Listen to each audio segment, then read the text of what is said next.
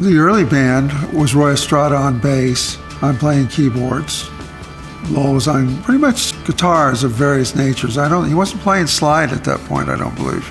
And Richie's playing drums. The recording sessions were, well, it was my second time in the studio, so I'm still learning what I'm doing in there. I had more of a responsibility to kind of tamp things down than what I was doing when we were rehearsing for things, let's say. They are going to have some of those rehearsal tapes, by the way, on this release. And you can hear the difference where Richie and I are like madmen bouncing off the walls. And when we get to Easy to Slip, things are really subdued and more record-like. So that was a pretty good learning experience for me as a keyboard player and a guy who learned to play with a band.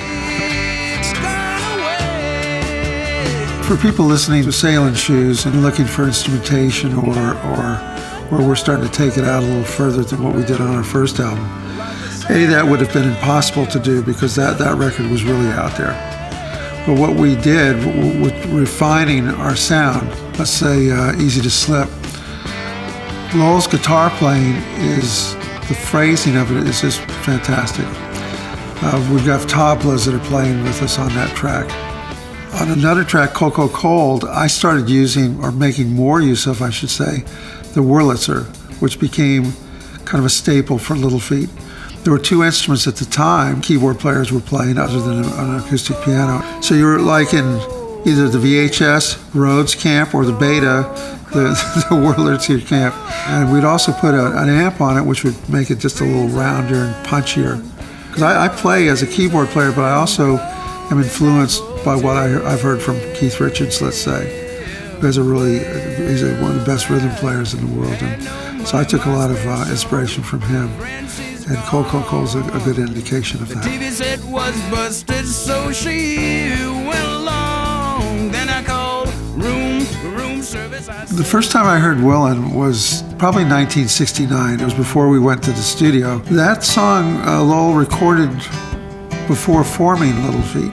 And I gotta say that I was out on the road. In terms of a song at that time, it didn't move me particularly.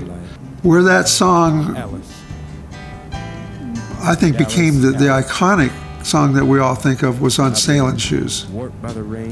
It sounds more like a country tune. Lowell starts off with more of a lower voice, but then he gravitates to that higher voice and that beautiful voice that he had to really sing it. And again, not pretend he was some sort of truck driver. He was Lowell George, and that's all it needed. It's a wonderful tune, but for my money, it didn't really become Willin' until we recorded it on Sailin Shoes. And if you give me weed, white sand wine, and you show me a sign, I'll be willing to be moving